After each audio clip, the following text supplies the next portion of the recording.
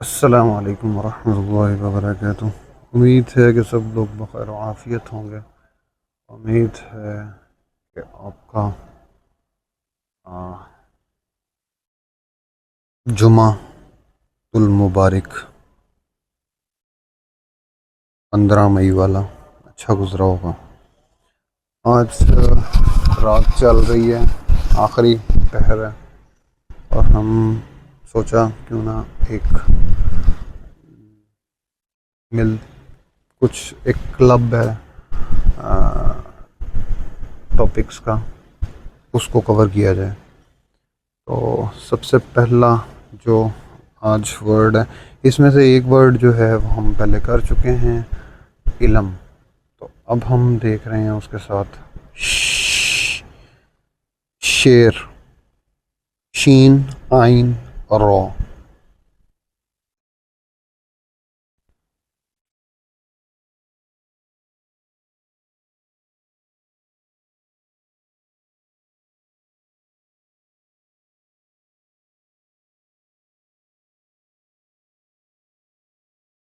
شروع کرتے ہیں جی۔ اعوذ باللہ 40 مقامات پہ یہ روٹ ورڈ جو ہے قرآن پاک کے اندر یوز ہوا ہے، شین آئین را۔ تو ہم اس کو بھی پڑھنا جو ہے وہ شروع کرنے لگے ہیں۔ الشعر، بال، اس کی جمع اشعار آتی ہے۔ قرآن پاک میں ہے اعوذ باللہ من الشیطان الرجیم ومن أصوافها وأوبارها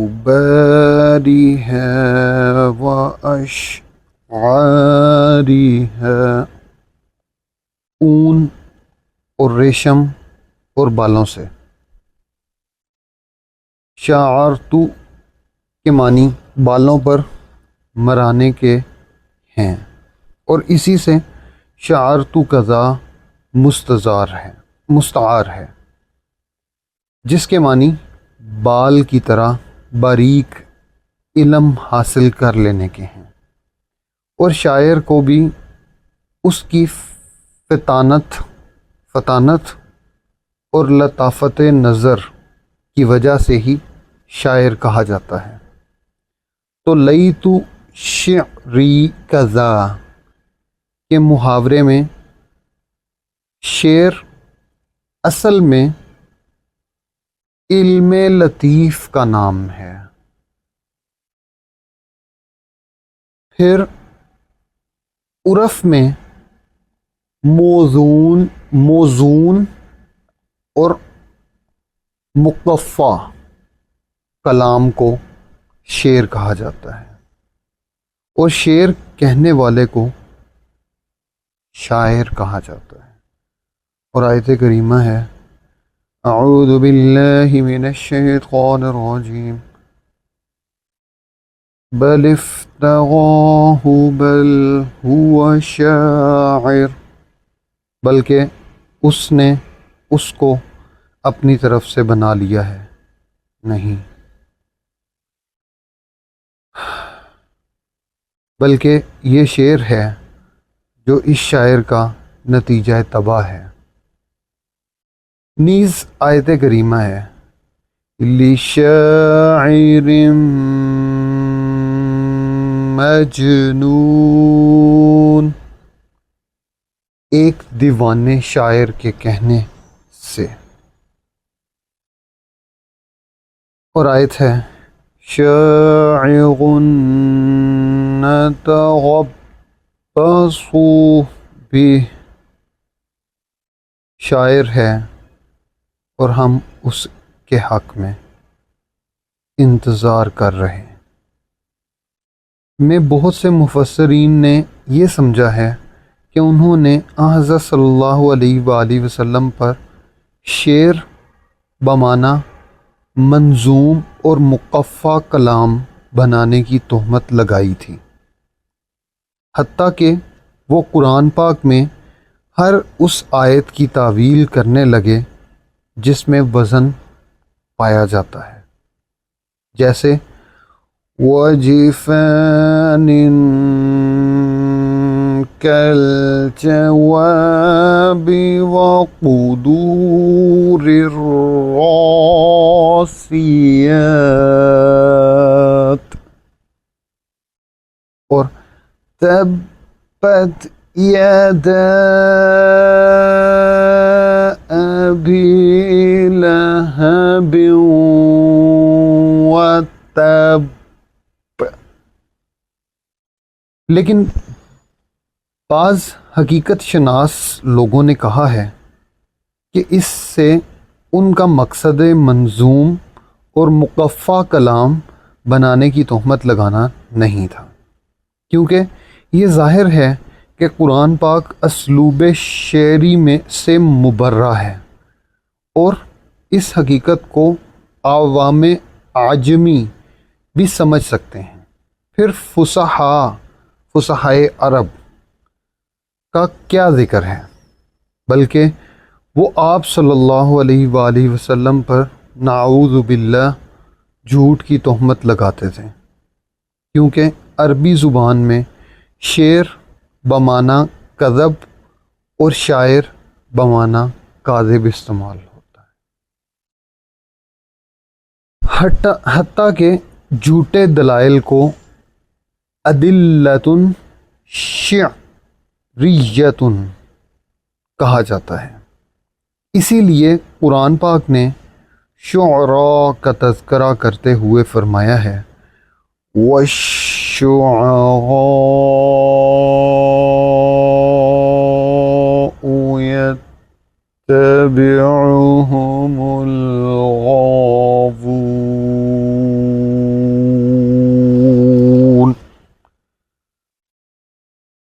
اور شاعروں کی پیروی گمراہ لوگ کیا کرتے ہیں۔ اور شعر چونکہ جھوٹ کا پلندہ ہوتا ہے، اس لیے مقولہ مشہور ہے کہ احسن الشعر اکذبہ،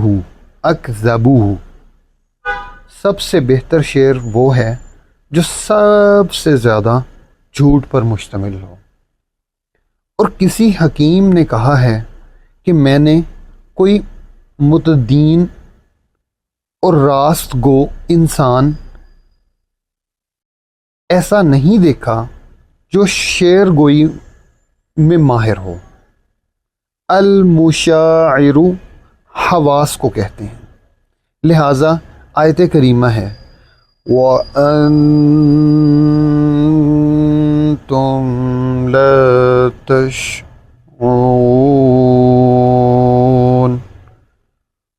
اور تم کو خبر بھی نہ ہو۔ اللہ اکبر۔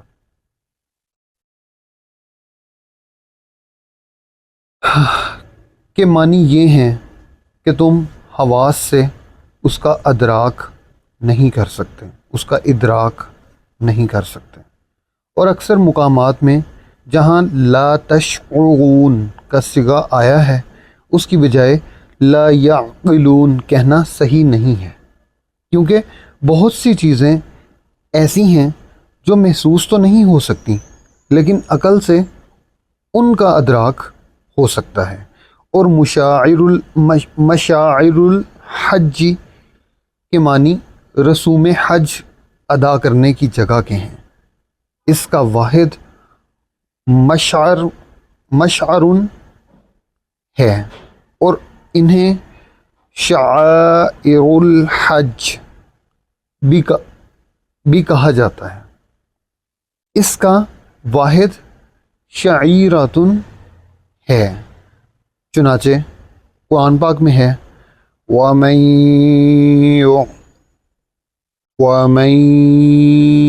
يُعَظِّمْ شَعَائِرَ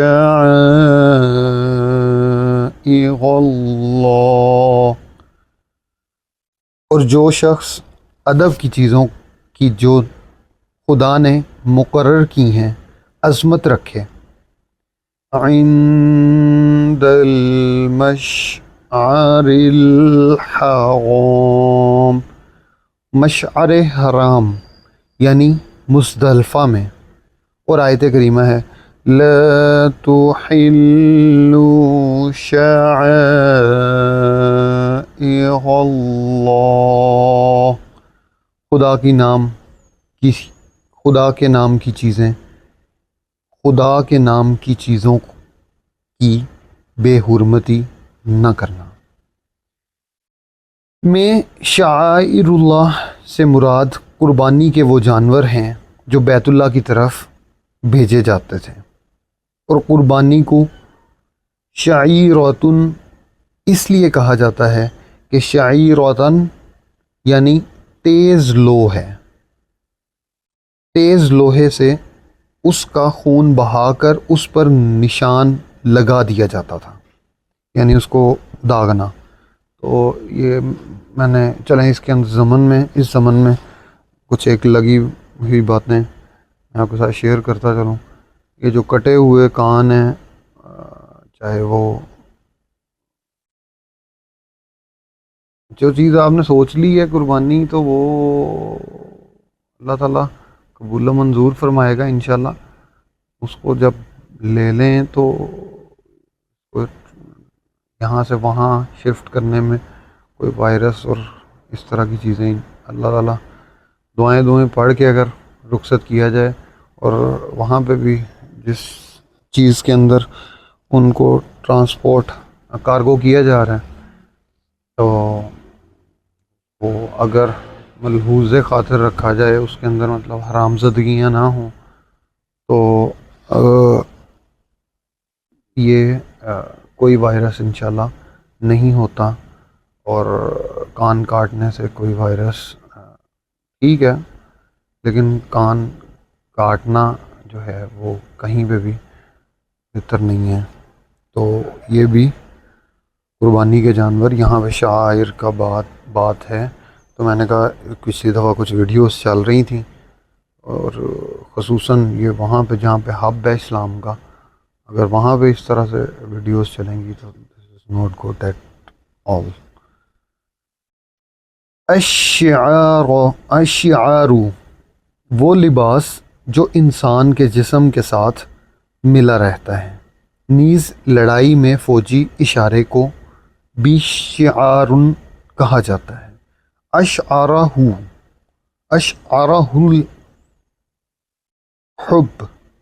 الحب، محبت اس کا لباس بن گئی۔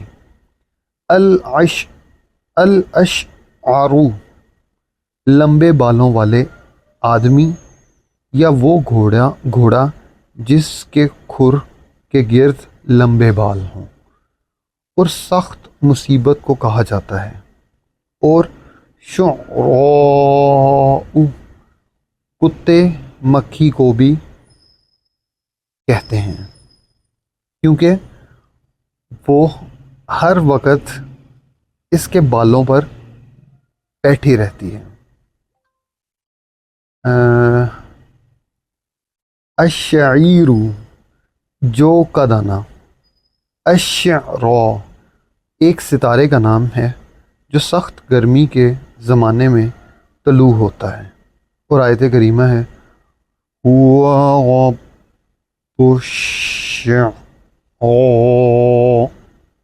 وہی شعراء کا مالک ہے۔ میں شعراء کی تخصیص اس لیے کی گئی ہے کہ وہ ایک قوم کا معبود تھا۔ تو شروع کرتے ہیں جی اگلی نشست انشاءاللہ۔